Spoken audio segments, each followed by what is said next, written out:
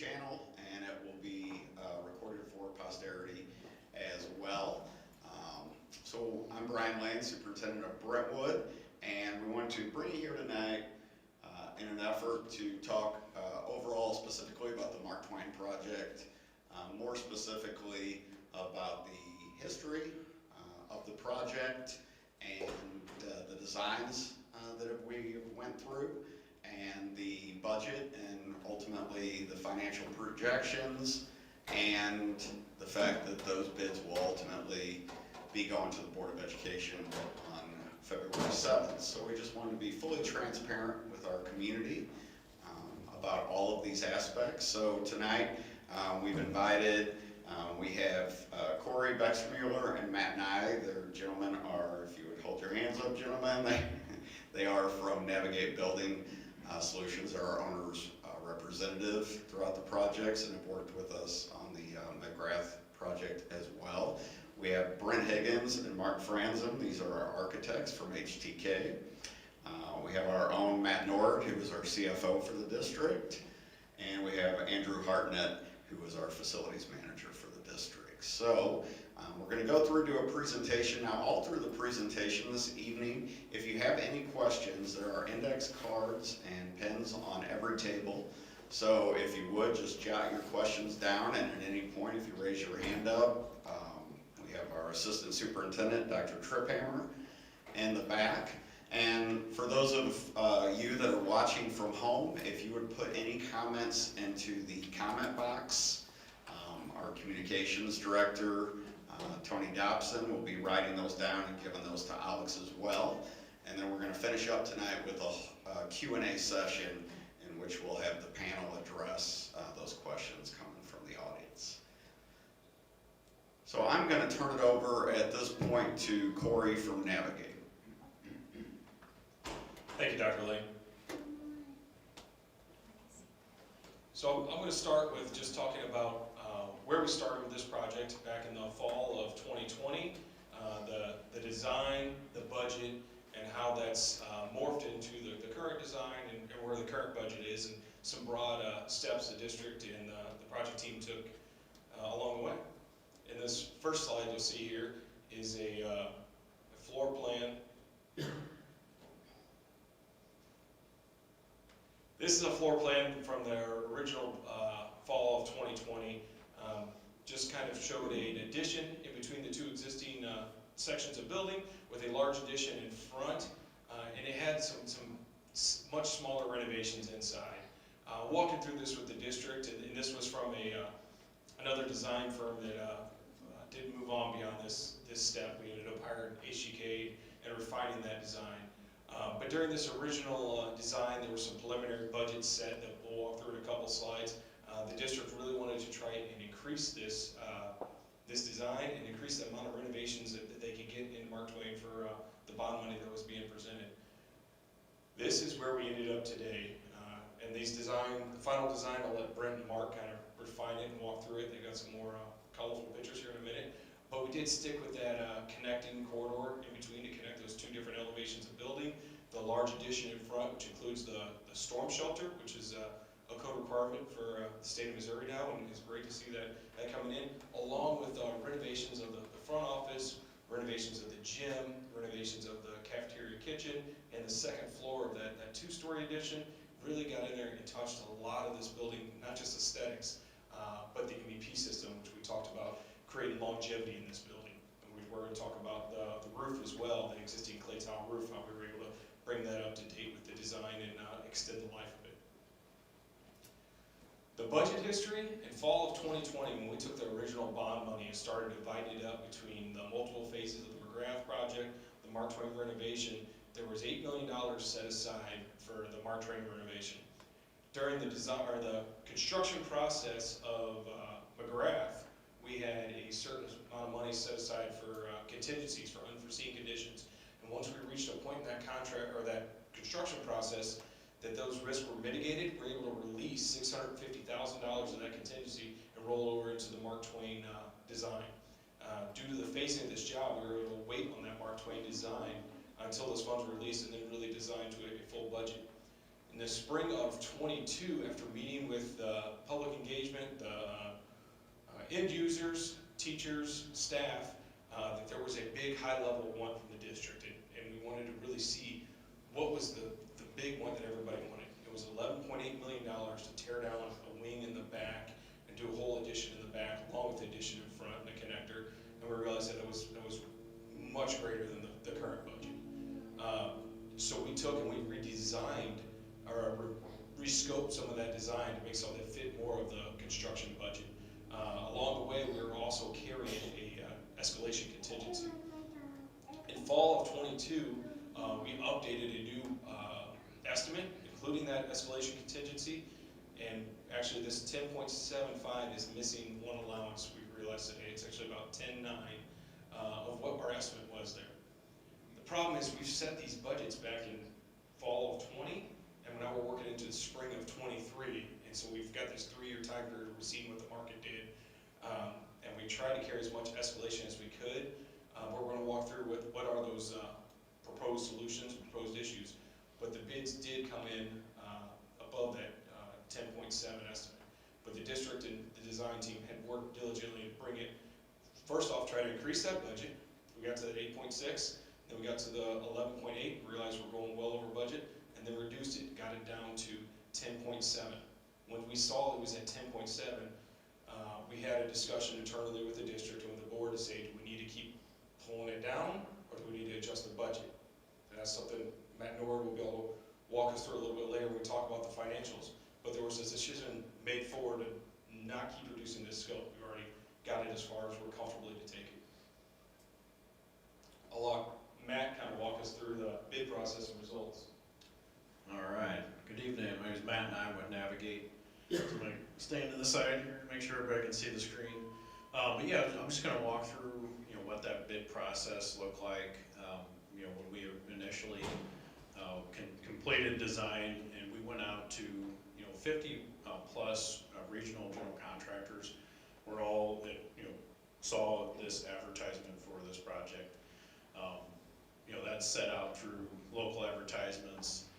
There's bid document shops, different vendors that received these, the bid package when it went out. We walked probably close to 8 to 9 interested bidders for the project at a pre-bid conference on the site. We had a pretty decent turnout. Unfortunately, on bid day, I think just due to the market and the availability of some of the bidders and getting some bids received, we did only receive 2. Those bids were received on December 15th.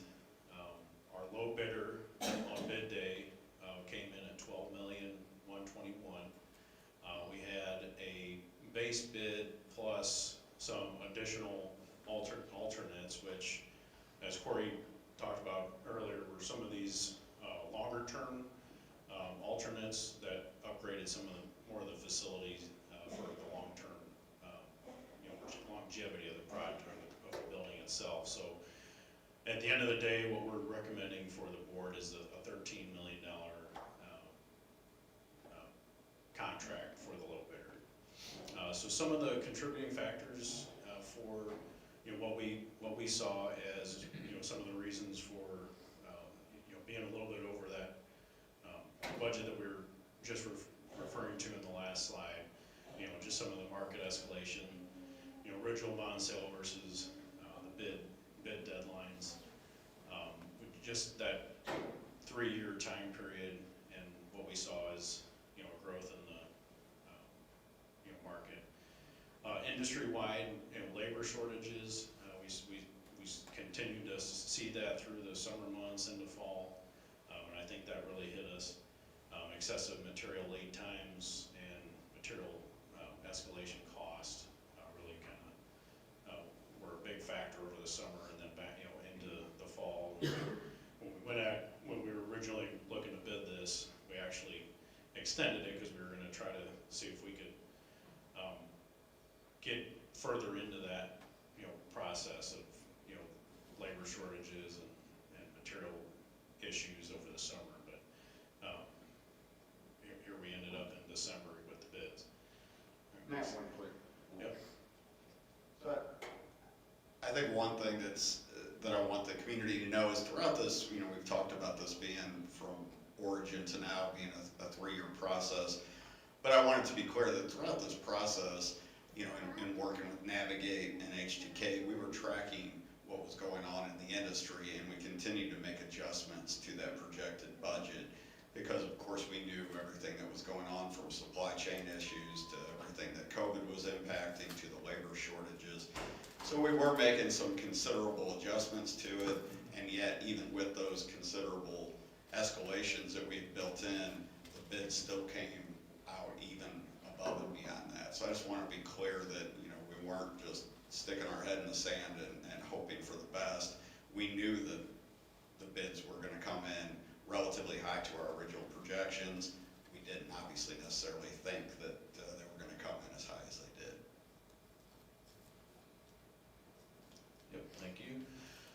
And so this next slide, we want to talk about, how can we, ensure that we're mitigating risks to the district. From a cost standpoint, what was, I think Corey touched on it, that $160,000 allowance. This is carried in the low bidders contract. This will be for really any unforeseen conditions. So that's completely set aside. Any savings from that doesn't get used would end up back in the district's hands. In addition to that, there's an owner contingency. That's that second bullet there for $849,000. That is as the owner sees it. If we get into the renovations and there's unforeseen conditions, those are just additional funds there. So any savings to that would be a savings back to the district as well. The next bullet point, after we received the bids, we're continuing to go through a cost savings exercise just to see what we can do that's not going to sacrifice the full scale and scope of the project. We're still going to come out at the end of the day with the very nice building, but what are potentially some costs there that we can have some savings. So right now we've identified upwards of $660,000. That would bring that low bidder contract down, that $660,000 of savings. And then there's a potential for even over $100,000 in additional savings that we're going to continue to evaluate and investigate. Some of those require further investigation, really when kids aren't in school, that we can open up some walls, see what we're really dealing with some of the MEP systems, and really try to get our hands around some of those costs. So I guess what we're saying is, we're not done with trying to get us closer to that original budget. We're continuing to go through that evaluation process. And then the last bullet there, project team recommending following infrastructure improvements. So these are some of those long-term longevity of the building type of items that we decided to go ahead and accept those up front, so that we're not 5 years down the road and we need to replace HVAC units. So replacing HVAC units is a big cost. Why don't we just go ahead and throw that in now, while the building is under renovations. Let's just knock all that out at the same time. Second floor restrooms, those would be fully renovated down to studs. Everything would come out and get brand new. We would also have a renovation of the gymnasium. That was another substantial alternate that would be included. Some of the property successes, the big one, we just completed the McGrath Elementary School. That one, came in, through this whole, pricing and material lead time issues. Right in the middle of all that, we were able to, with the help of a really good contractor on this project, get it in on time, under budget. The total savings for that project ended up amounting to upwards of $750,000 of funds that were set aside for that project that weren't used, that could be reutilized, as we discussed earlier, and reutilized to the Mark Twain and future phases. So big wins there. Our abatement bid on the Mark Twain project, we got that in, and that's also going to the board for approval. That came in on budget. So that was good, and that'll start off, the first thing is as soon as summer comes. With current design, alternates, Mark Twain students and staff will have access to the new renovated space, similar to what we have with Mark Twain or McGrath and the early childhood. So, we just wanted to point out, had some good wins along the way, and we're gonna, do everything we can to carry that forward. Mr. Brent. Good evening, everyone. My name is Brent Higgins. I'm the project manager with HDK Architects. Real quick, before we get into the design of the project, I just wanted to touch up on the schedule. Overall, on the property projects, when we kind of first started with the district, we were looking at kind of the scheduling of McGrath and Mark Twain. With this, we kind of figured out and discovered that if we build McGrath first on the existing site there and leave the old McGrath school there available, we could shift the Mark Twain kids over to the old McGrath school temporarily while we get into the existing Mark Twain and really do a lot of the additions and renovations over there, so that way we're not in those classrooms disrupting students throughout the school year, trying to make those renovations. So with that, McGrath moved forward first. Now that construction over there is wrapping up, we are looking at Mark Twain now. Design for Mark Twain started last spring, and we wrapped up construction documents here in the fall of 2022. Project went out to bid, and that's kind of where we're at right now. After that, if it moves forward with the approvals, the procurement process will begin pretty much immediately. So if you look at that kind of second row of color lines up there, that light pink color, that's going to be that procurement process, and then that's going to follow through until summertime when the construction over there at Mark Twain really begins. And then that will continue throughout until the following summer. And then at that point, the kids from Mark Twain will move back to Mark Twain over from McGrath, and then we will wrap up the phase 2 of the McGrath project over there. Getting more into the schedule on Mark Twain, we went to the Planning and Zoning Commission in Brentwood back in October, and then we followed up with that with the Board of Aldermen in November. Design-wise, last spring, we met with several different groups. We met with the user groups, so these are going to be your teachers, staff, janitorial, the people that are really going to be using the space day in and day out. So we met several times with them to really get a good grasp of what their needs are before we really dove real heavy into the design and details of the project. And then after we kind of got a good feel for that, we met with the City of Brentwood and also the local fire department just to kind of address some of their concerns and kind of really get their feedback on that as well. And then with that, we can now move into the actual design. So design update, back during the McGrath design committee meetings, we established kind of an overarching key factors that would help design the process for both McGrath and Mark Twain. So there were 7 key guiding principles. 3 of those, the kind of 3 big ones was safety and security, flexible and innovative learning environments, and designing schools that really fit in with your guys' beautiful neighborhoods that you guys have here. Design meetings, I kind of touched on this a little bit during the schedule, but we had our design committee that was made up of staff, community members, some board members, and facilities. We met with the City of Brentwood and the Fire Department and the Board of Education. And really, the biggest thing is we wanted to make sure that between the 2 schools, we really drove that we're really providing equitable spaces between both Mark Twain and McGrath. So this is in terms of both the learning environment, so the spaces that we're providing, but also the infrastructure as well. So making sure Mark Twain, even though we're going in and renovating an older building, this is going to be built to last, just as long as McGrath will. So getting into the site design, if you see that area there in purple, that's going to be the new addition.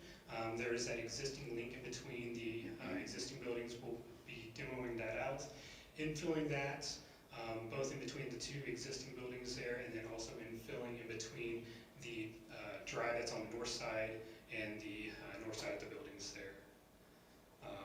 Otherwise, the site is relatively the same. The learning garden that is inside that little courtyard area in between the two buildings, we'll be relocating that in between the kind of southwest side of the 1950s building and the playfield that's out there, which is that space right there. So north of the soft playground there. Otherwise, other things on the sites, we'll be moving the trash enclosure down further to the south, so that way we can incorporate more parking onto the site, expanding that lot that's on the kind of northwest side, turning that into visitor parking and also accessible parking as well for the new main entry that's on that north side. Accessing the site, that will still remain the same as it currently is. And that just about wraps up the site design for the new proposed Mark Twain. Here's the next couple shots are just going to be some exterior rendering. So this first one is going to be there on Litzinger, looking at the north side of the school. So that's looking at the new main entry here, which is going to be this two-story space here, and that new addition also kind of tucks back in between those two existing buildings there. So on the back side, you can see the two-story 1930s building back there, and then the 50s and 60s building and the 2001 library addition there as well. So going down to a street view, it's basically right directly below where we just were, so that's looking at that main entry. We've got a landscape there for some kind of built-in benches, and also kind of a security feature as well, in case a car for some reason jumps a curb. I'm just really providing on that security aspect there. Diving into the floor plan now. So this purple star, that's going to be where the main entry is. When you enter in, it is a secure entry. So before you can even enter in the doors, those will be locked and you'll have to be buzzed in by the receptionist. Once you get into the vestibule, you're still within a locked space that has water-resistant glazing on it. From there, you'll have to check in with the Raptor system, and once you, if you pass the test there, you can then gain access when the receptionist buzzes you into the office, so they can then direct you where you are going from there. So this space here in red, that is going to be the new admin office areas. So it's moved a little bit, and it's more directly off the entry, so that way guests aren't kind of moving throughout the building before they can even get screened. Down where the library is, that's going to be where the new art room is. And then the gym is kind of just to the right of that, so it's still in the existing spot that it is, but we are looking at doing new finishes in there. New finishes, new flooring in there. And then if you go further to the right-hand side, just kind of working our way down working down the 1950s building. There is some existing restrooms there. We are redoing those so that way we can increase our plumbing count, but also make those restrooms ADA accessible as well. And then moving down into the 1960s building, we're looking at reconfiguring that a little bit so that way we can increase our classroom counts down there, and really group our K through 2 classrooms together, so that way they can kind of work together a little bit more. We also have some additional restrooms there. The kindergarten classrooms actually have their own restrooms, so that way those students can be monitored by the teachers when they kind of use those. So. Going back to our main entry now, when you go in, we have a foyer space here. There's a stair that will take you up to the second floor of both the addition and the existing 1930s building. If you look to the right of that, we have an elevator and a ramp. So currently, there's really no good accessible way without using a lift to get in between that 1930 1930s building and the 1950s and 60s building. So what this allows us to do is provide both a 3-stop elevator and also a ramp, so that way kids and staff can maneuver through that space better than what they can right now. So as we move down the space, we have some flex areas that are incorporated off of that. These do tie into the cafeteria there. So the cafeteria is getting new finishes, and the kitchen as well is getting updated equipment in there as well, replacing some of the older equipment that's aged. Down here on the south end of the 1930s building, currently there is the art room and the music room. Music room is still staying in its current place with some added acoustical properties to help isolate that from the other classrooms, and new finishes in there as well. And then the art room is actually becoming a maker space where the art room had moved to where the current library is. And then lastly, right there off of that main entry again, we have the library, and as previously mentioned, that is going to be the storm shelter, so that can withstand a F5 tornado, which is now part of code as well for school design. Moving up to the second floor plan now, so this is the main entry here. Maneuver up those, the foyer stairs right there. Off of that we have a flex area for small group learning. We have also another small group room where interventionists can work with students more closely and more directly, more one-on-one nature. Off of that we have some mechanical spaces and 2 new classrooms.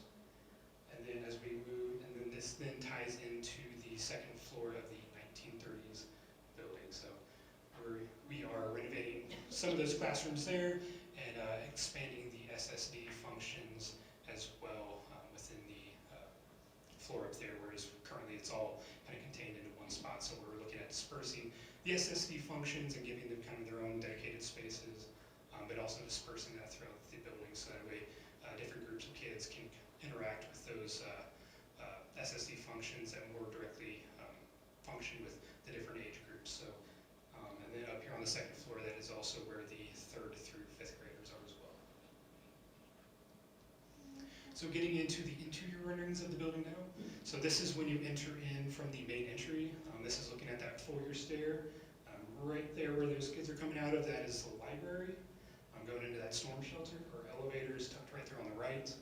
And that common space with the ramp is just right here on the right-hand side there. So we do have another rendering that we'll look at that here in a little bit. We have a graphic wall that's on the back side of the stair. There'll be a quote on there as well. And then that space up above is kind of the length that spans between the flexible learning spaces up on the second floor and the other classrooms, and access to the second floor of the 1930s building. So as I just mentioned, this is that view just slightly to the left and looking down the commons corridor there. So nice open space. We got some north daylight filtering in. Trying to create a very nice, warm, welcoming space, similar to what McGrath has with their commons corridor off the library, that also lets a lot of natural daylight filter into the space there. So moving into the library here, we have the main circulation desk right here on the right-hand side.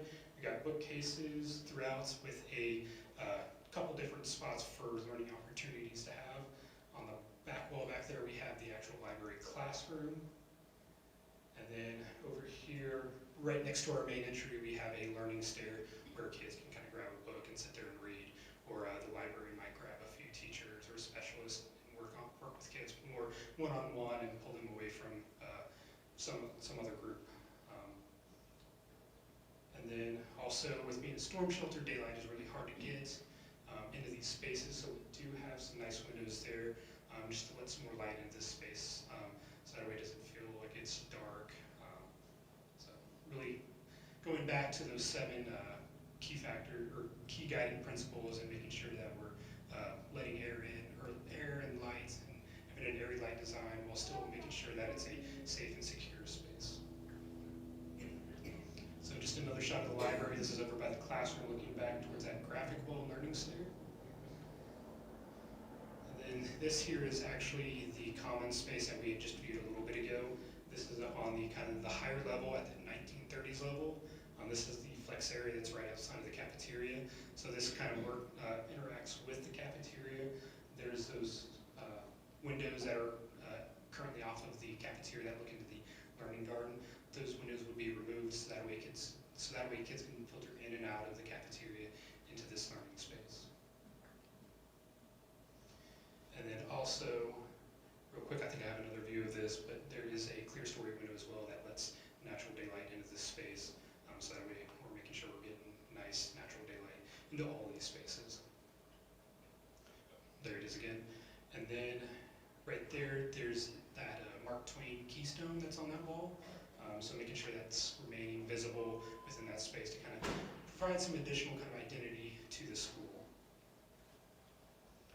This is in the cafeteria looking back at that flex space. We have some sinks over here along the wall and a drinking fountain. This is to allow for better hygiene. Kids will line up here, wash their hands, and then they can continue on to the lunch line, where they can then get their food before they eat. Back over at the main entry, this is up on the second floor of that, so that's that foyer looking out towards the north for that nice natural northern daylight coming in. And then this is one of those new classrooms that's just right next to it.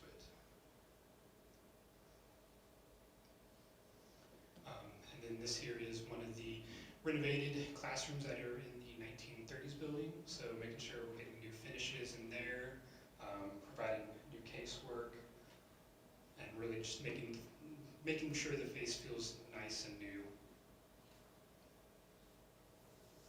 And here is another example of a renovated classroom. Down, and this one here in particular is down in the 1960s building. And this here is an example of one of the renovated corridors. So we'll be ripping up all the asbestos tile that will happen before the construction begins. And this is going in with resinous flooring and providing some kind of color splashes to that as well. And this can kind of help aid in evacuation of students for like fire drills and that sort of thing. And then lastly, we have the renovated gym. So this is by alternates, but we are proposing to the board that this be included with the project as well. And here's, Thank you, Brian. So after we received the bids, our first priority was to look at the financial impact, because ultimately we knew we wanted to be transparent with those numbers, both with the Board of Education and ultimately with the community. One thing that really drives us here in the Brentwood School District is our long-term financial projections. So we're very cognizant of looking at the entire picture, being able to continue to keep our staffing as it is, our highly trained staff.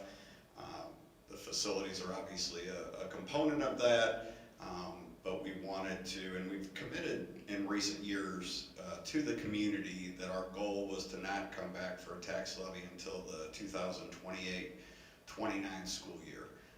If you recall, the last time a true tax levy was in the district was Prop K in 2013.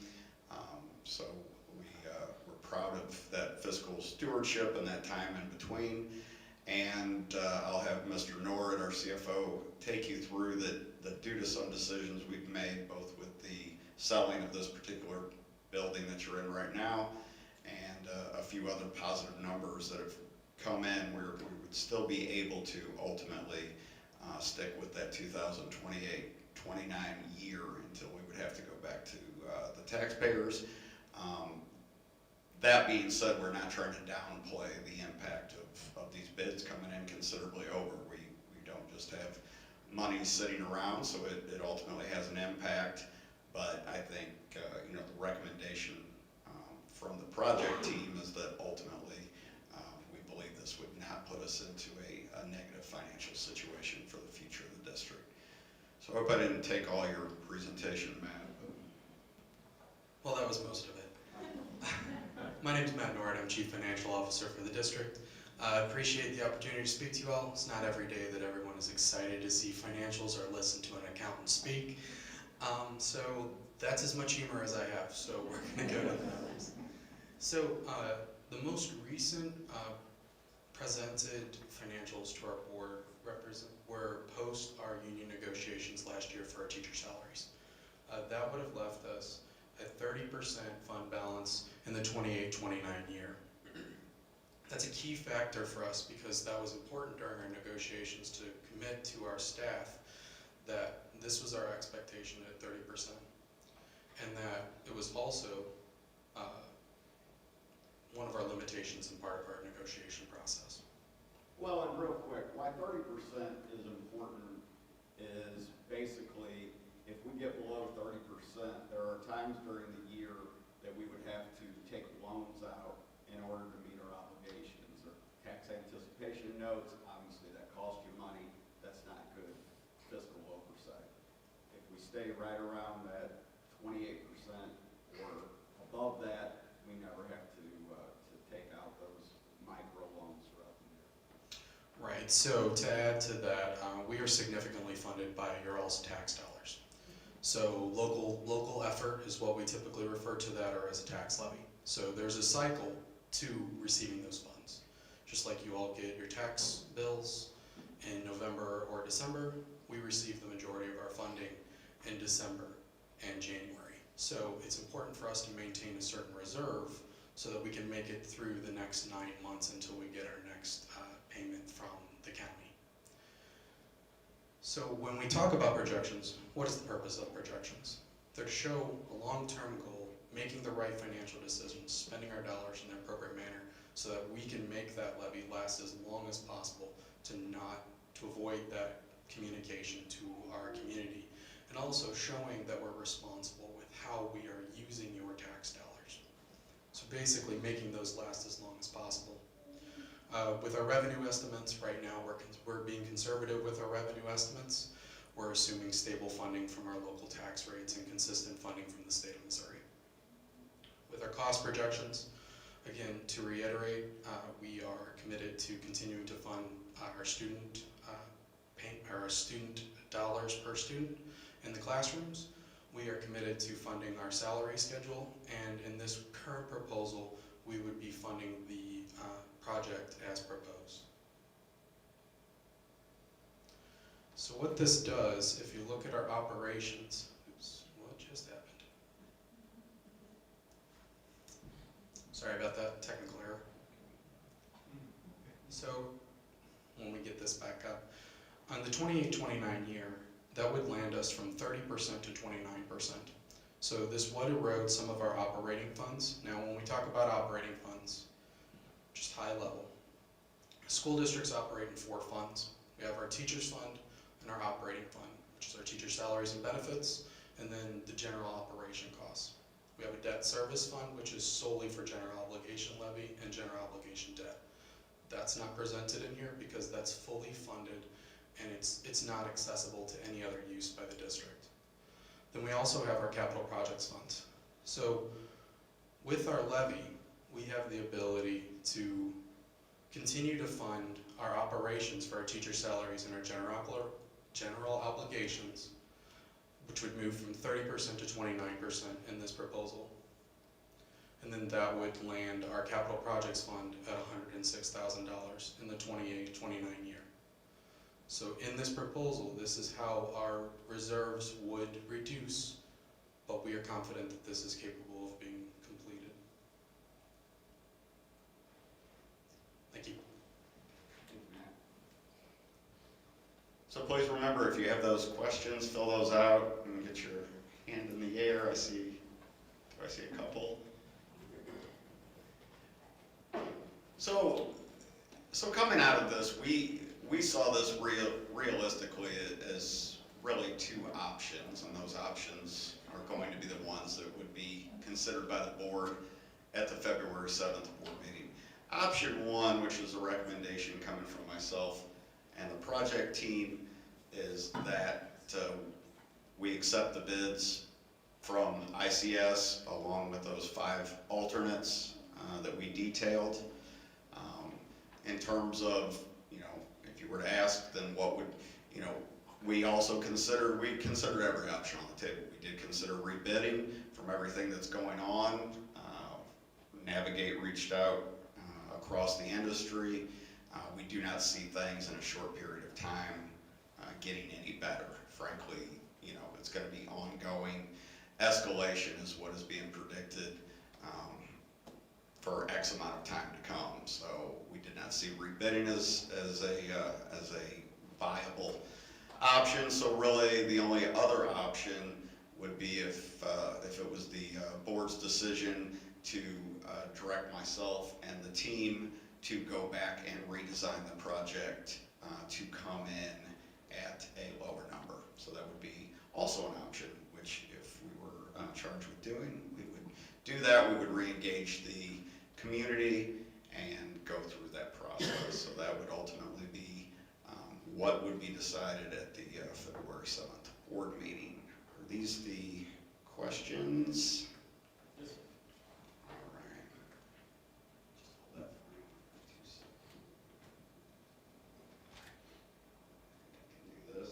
Kind of divvy these out if there's ones.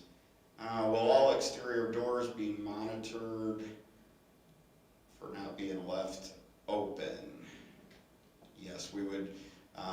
The great thing about the secure vestibules, similar to what we'll have at McGrath, the Early Childhood Center, and we have at the middle school, high school, is we are able to direct students through those vestibules in the morning, bring all parents through that. Like we said, if you're not familiar with the Raptor system, it's a system where every visitor has to put their ID in. It goes through databases to check them against secure databases. It prints out a visitor's badge for them, so it's really the height of security. It's a great system.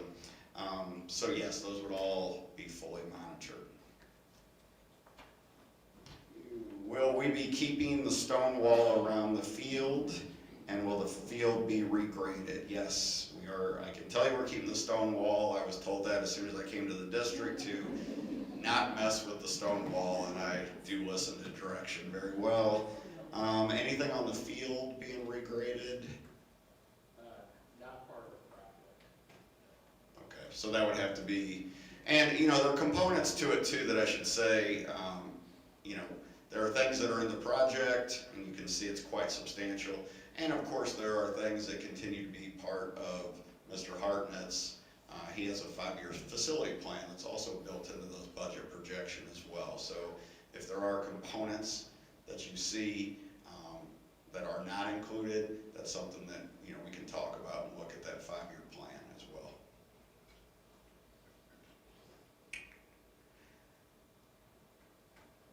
Security features of the classrooms. So you do have in the doors, you've got reinforced glass in the doors. You have a door system to where teachers are able to lock and reinforce from the inside without using a key. That's very key, essential when you get into situations, obviously stressful situations. Reinforced doors themselves. Anything I'm missing? Any sort of classroom that has an opening will have blinds on the interior side as well. So if those classrooms do look over into the corridors, those blinds will be able to be retracted fairly quickly to cover those windows up. So that way an intruder or somebody wouldn't be able to see into those corridors from the corridor. we plan for huddle zones so that students can get huddled and get out of sight if need be. And then we're trying to buy time. It's like peeling an onion. So, you know, if somebody does breach the front doors, we're trying to slow them down and buy us time in what we do in our design. Okay. We had a question about town halls, and yes, we've done, we did specifically work through, there was a design committee that was appointed by the board, and they were really our focus group. It did include parents, community members, staff on that as well. And just on Mark Twain, I don't know, what did we have, probably 8, 9 meetings with that group. And then of course, HTK worked a lot with the user groups, the teachers and staff at the schools, kind of getting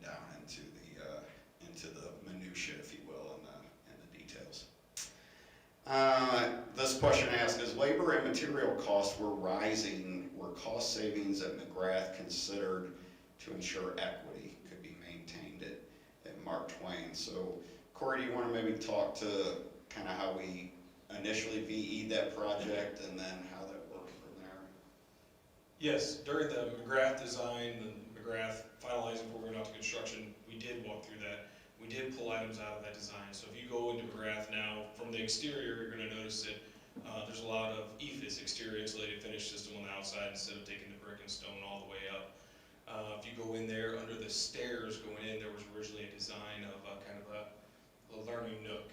I mean, so we did walk through there with a conscious mind and make sure we were pulling things out that would really increase that budget to bring money back over to Mark Twain.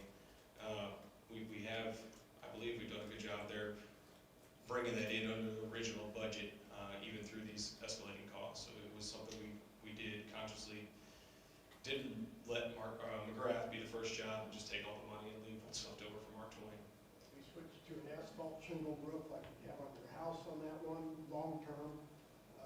It fit in well with the neighborhood. That was something we were looking at, so we kept looking at every option we could to get that. Yep. We switched to some stained concrete, stained concrete floors instead of a VCT. I mean, we walked through not only short-term cost savings, but the long-term maintenance items for Andy and his team to try to reduce those ongoing maintenance costs.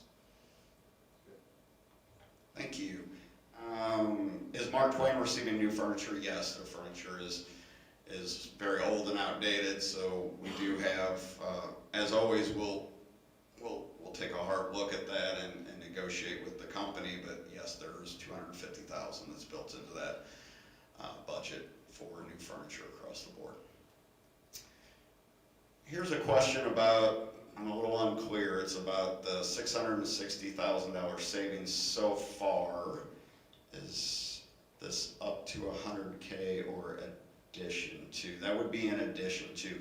So as the bid came in, the project team actually, we looked at actually 53 different potential cost savings items, and we actually, there were many of those, the vast majority actually, that we did not accept based on, the metric that we were going by is what is truly cost savings. So in other words, a lot of times you go through these projects and they call it value engineering, but when in reality, if you're going to, for instance, not do an HVAC unit, and your experts are telling you it's going to go belly up in 2 years, well, you didn't really save any money. You probably just spent more money to keep it up and running for 2 years, and you kick that can down the road. So we were really looking at every one of these items through a really hard lens of, we've promised this community that this project is going to be a wonderful school for 30, 40 years with minimal ongoing maintenance. So we weren't going to go with anything that wasn't the same quality, that was kicking the can down the road. So, but there are a lot of things that frankly just make a lot of sense that we were able to find, that $660,000, and on top of that we anticipate roughly another $100,000 is quite viable once we get behind those walls and we really start getting into the electrical panels. And because right now, for instance, we're planning on a total gut on the plumbing. I think that's a fair assumption. We need a lot of plumbing, but there could be some components of that we're able to keep and save some money on. So throughout this project, anytime we get an opportunity where it makes sense, we're obviously going to save that money. With Green Street and planning, how many kids will this hold? So from the beginning, we built both McGrath and Mark Twain to be able to hold 25% over their current capacity. So we're not here having any expectations. So this would put both schools right now are between 180 and 200 students, and they could easily hold up to 300 students at each school. So we are very much trying to future-proof this, is a term that we throw around a lot. Are the windows in the library to the level of an F5 level shelter? So the windows are not, but the windows do have a protective coin door that will come down in the event of the storm, or if mainly overrain to come down So that protective covering is rated for that 5.0. Thank you. Will fields be used for sports? Absolutely. During construction. Oh, during construction? Fall construction. Yes, we will. We put that into the contract, that they cannot stage on our fields. So we want to leave that open to the community. As we all know, those get a lot of use. So no, we want to keep those open, so they have to figure out alternate staging on the site. I would add to that. There will be one portion of this project where we have to install a new sewer line that goes across the field. That will be the only interruption to use of the field. Ask who is the low bidder, that was ICS. They are actually also the company that completed McGrath. And we did have a really very positive experience with them throughout this project. Side note I'll throw in, February 25th, grand opening to the community. Saturday at 10 o'clock, we'll be putting it out a variety of places, but please come by for ribbon cutting, tours, cookies, etc. at the brand new opening of McGrath on February 25th. Were historic tax credits considered for the old building? Was that a possibility, and why not?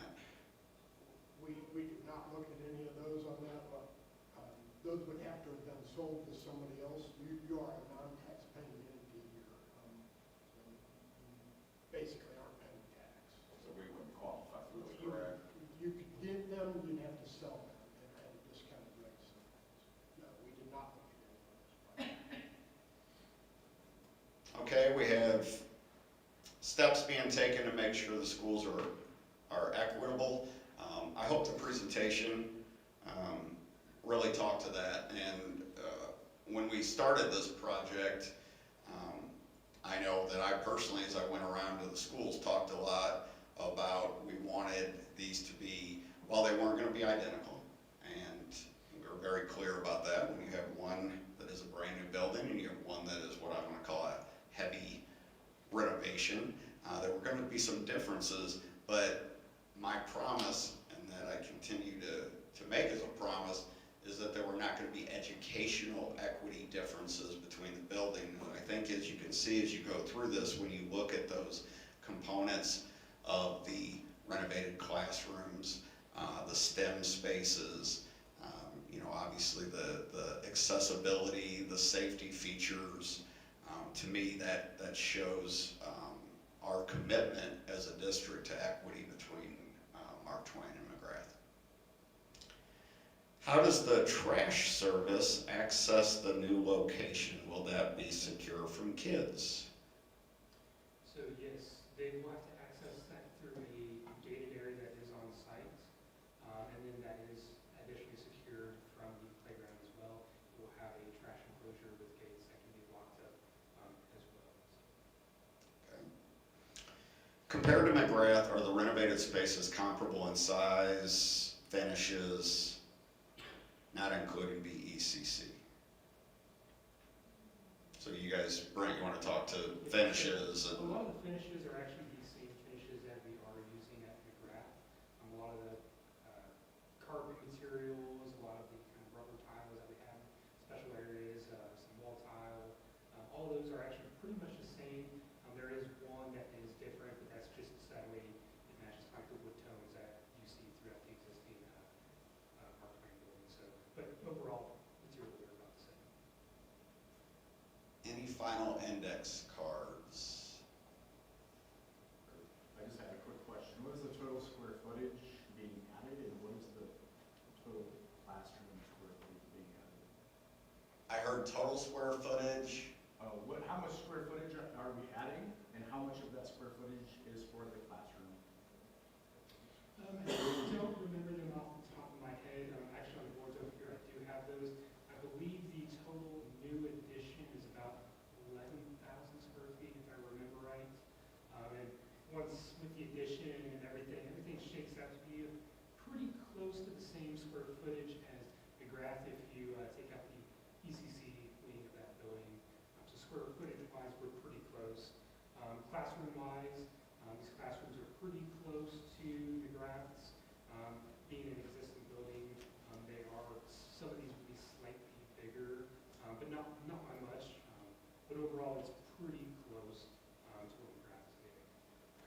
the 11,000 feet, how much of that is classroom feet? I believe about 2,000 square feet of that is the dedicated classroom spaces, and most of that addition is actually that ICC 500 library addition. That's below that on the first floor. So I think they mentioned it before, but the FEMA shelter is a code requirement for any renovation or reconstruction project. And of course, it's a wonderful safety feature both for our kids and could be available for the community as well. Any final questions? And what we will, So you mentioned that there were a number of meetings with staff. What concerns did they express and how did you address them? well, Brent, you were in on a lot of those. I mean, a lot of time, I can tell you, I mean, I think they were overall very excited by the renovation. Typically, I can tell you, storage is always a question that we talked a lot about, and actually we've added a lot of storage to Mark Twain. What else were there? Any concerns We that? met after the workday, usually in the library. And we put things up. It was kind of a working meeting each time after their workday. Sometimes they would have their own kids with them. And we went through probably the number one thing at that site that was a major concern was pickup and drop off in front of the building. And continuing to try to figure out how best to handle that. Where the buses go, what happens when a car gets parked in that front drive and then that person gets in the building and then everybody starts to arrive and this thing is bottlenecking up. I remember that at every meeting that came up. So that continued to come up on that. A lot of it was the parity between the buildings. Yet, they wanted a uniqueness to this building. There is this neighborhood has got its own feel to it.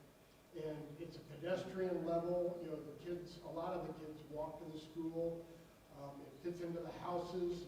We did a lot of looking at the elevation, so, that front entrance that you can see over there with the peaked roofs on it, the shingled roofs, what is it gonna look like in my backyard, in my neighborhood? There was a lot of imagery there, and a richness of that was important to them, so that's hence the stone and the brick and the shingles was very important on that also. And then really just trying to really decide where the puzzle pieces went. Kindergarten through second, Brent talked about going in that back side of the building. How do we get those students in there, get them in a grouping of age appropriateness, moving our 3rd through 5th grade up to the upper level so they can handle the stairs easier, carving out some space for these collaborative learning areas that we can send a couple of students but still have vision to them, and make sure that you can monitor your class plus monitor these breakout students that are in these areas was very important.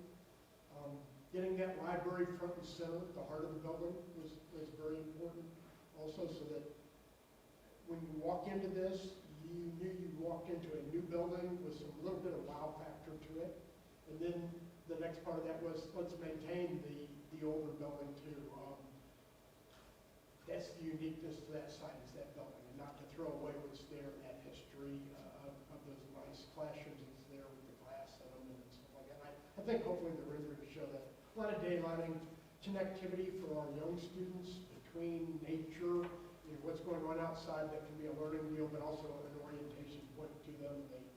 They know what's happening during the day. So those were just some of the things I remember. I'm probably forgetting some things here. There was a lot of comment in those meetings. So. A couple other things too, real quick, especially for the little ones, so K through 2, is access to restrooms and being able to monitor or supervise them, whether that's just like for the kindergarten, especially having those restrooms off the classrooms, or for the 1st and 2nd graders, being able to watch them go down to the restrooms at the end of the corridor, monitor them while also being able to monitor the classroom.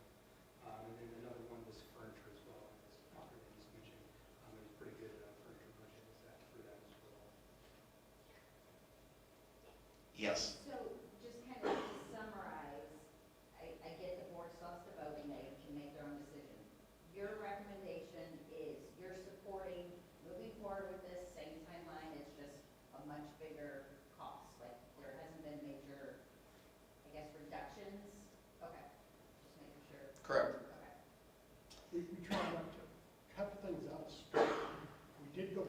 trade partners that did this, and we asked them what they saw in the marketplace and what maybe stood out to them a little bit, as maybe being high, or what could we do? We tried to maintain our finishes, the sizes, we didn't cut square footage is normally the first thing you might attack on some of that, but we wanted to make sure we didn't lose anything. We also didn't want to saddle the school district with, we talked about long-term, short-term and long-term investments here.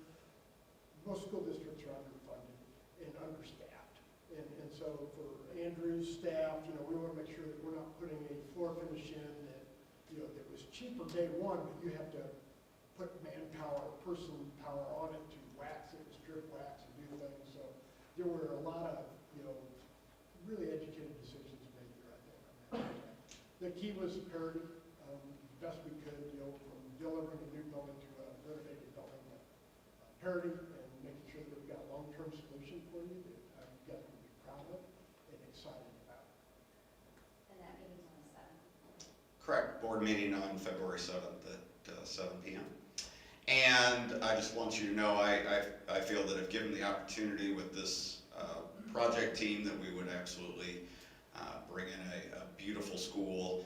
And at that point, very optimistic in saying that the Brentwood School District with their facilities, I'd put them up against anyone at that point, and for a lot of years to come, that we're going to be in great shape. So in a relative, just really going back the last 5 years, that we've got the middle school, high school complete, we now have McGrath complete, and now of course our #1 goal is to build and renovate a beautiful Mark Twain. I just have one last question. Is there still money left to tear down the old McGrath out of this? Yes, that is a great question, and yes, not only do we have that, because that is truly phase 4, is where we tear down the old McGrath, and there's some landscaping and field work that takes place. And yes, not only have we got that, we also built some escalation into that as well, so we're confident with that number as well. So that's a great question. Yes. Is the playground renovation part of this, or is it part of this? No, currently it would have the same playground, so we would have to look at alternate planning for that. That's not part of the scope of this project. So what we will do is we will stick around, and if anyone would like to chat with any of us or any members of the team, or take a look at some of the designs, please feel free to do so. So thank you so much for being here, and I look forward to seeing you as we go through the project. Thank you all.